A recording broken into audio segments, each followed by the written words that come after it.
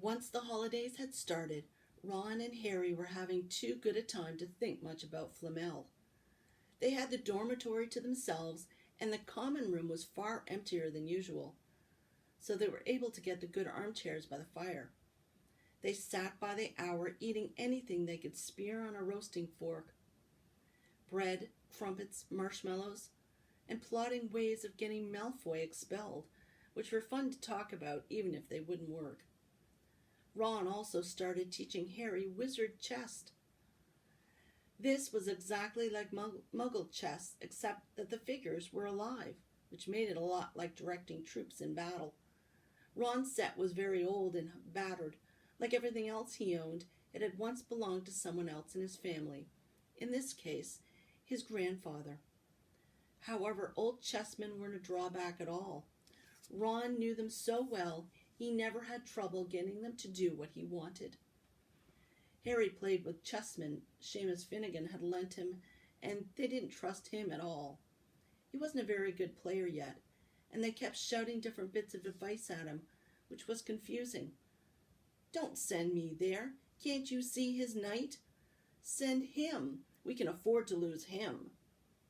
On Christmas Eve, Harry went to bed looking forward to next day for the food and fun, but not expecting any presents at all. When he woke early next morning, however, the first thing he saw was a small pile of packages at the foot of his bed. "Happy Christmas," said Ron sleepily as Harry scrambled out of bed and pulled on his dressing gown. "You too," said Harry. "Will you look at this? I've got some presents." "What did you expect, turnips?" said Ron, turning to his own pile, which was a lot bigger than Harry's. Harry picked up the top parcel. It was wrapped in thick brown paper, and scrawled across it was, "To Harry from Hagrid." Inside was a roughly cut wooden flute. Hagrid had obviously whittled it himself. Harry blew it. It sounded a bit like an owl.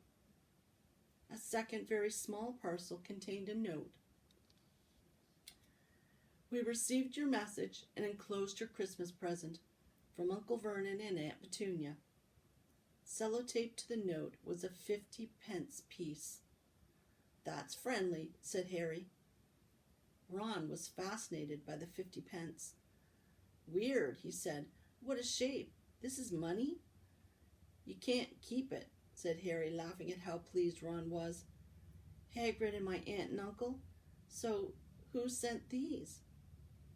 "I think I know who that one's from," said Ron, going a bit pink and pointing to a very lumpy parcel. "My mum. I told her you didn't expect any presents and—" "Oh no," he groaned. "She's made you a Weasley jumper." Harry had torn open the parcel to find a thick, hand-knitted sweater in emerald green and a large box of homemade fudge. "Every year she makes us a jumper," said Ron, unwrapping his own, "and mine's always maroon." "That's really nice of her," said Harry, trying the fudge, which was very tasty. His next present also contained sweets, a large box of chocolate frogs from Hermione. This left only one parcel. Harry picked it up and felt it. It was very light. He unwrapped it. Something fluid and silver gray went slithering to the floor, where it lay in gleaming folds. Ron gasped. "I've heard of those," he said in a hushed voice, dropping the box of every flavor beans he'd got from Hermione. "If that's what I think it is, they're really rare and really valuable. What is it?" Harry picked the shining silvery cloth off the floor. It was strange to the touch, like water woven into material. "It's an invisibility cloak," said Ron, a look of awe on his face. "I'm sure it is. Try it on."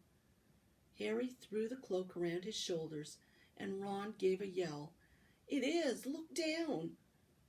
Harry looked down at his feet, but they had gone. He dashed to the mirror. Sure enough, his reflection looked back at him, just his head suspended in midair, his body completely invisible. He pulled the cloak over his head, and his reflection vanished completely. "There's a note," said Ron suddenly. "A note fell out of it." Harry pulled off the cloak and seized the letter. Written in narrow, loopy writing he had never seen before were the following words: "Your father left this in my possession before he died. It is time it was returned to you. Use it well. A very Merry Christmas to you." There was no signature. Harry stared at the note. Ron was admiring the cloak. "I'd give anything for one of these," he said. "Anything." "What's the matter?" "Nothing," said Harry. He felt very strange. Who had sent the cloak? Had it really once belonged to his father? Before he could say or think anything else, the dormitory door was flung open, and Fred and George Weasley bounded in. Harry stuffed the cloak quickly out of sight. He didn't feel like sharing it with anyone else yet. "Merry Christmas." "Hey, look, Harry's got a Weasley jumper too." Fred and George were wearing blue jumpers, one with a large yellow F on it, the other a G. "Harry's is better than ours, though," said Fred, holding up Harry's jumper. "She obviously makes more of an effort if you're not family." "Why aren't you wearing yours, Ron?" George demanded. "Come on, get it on. They're lovely and warm." "I hate maroon," Ron moaned half-heartedly as he pulled it over his head. "You haven't got a letter on yours," George observed. "I suppose she thinks she don't forget your name? But we're not stupid. We know we're called George, Gred, and Forge. What's all this noise?" Percy Weasley stuck his head through the door, looking disapproving. He had clearly come halfway through unwrapping his presents as he, too, carried a lumpy jumper over his arm, which Fred seized. "P for prefect. Get it on, Percy. Come on, we're all wearing ours. Even Harry got one." "I don't want," said Percy thickly, as the twins forced the jumper over his head, knocking his glasses askew. "And you're not sitting with the prefects today either," said George. "Christmas is a time for family." They frog-marched Percy from the room, his arms pinned to his side by his jumper. Harry had never in all his life had such a Christmas dinner. 100 fat roast turkeys, mountains of roast and boiled potatoes, platters of fat chipotles, tureens of buttered peas, silver boats of thick rich gravy and cranberry sauce, and stacks of wizard crackers every few feet along the table. These fantastic crackers were nothing like the feeble muggle ones the Dursleys usually bought, with their little plastic toys and their flimsy paper hats.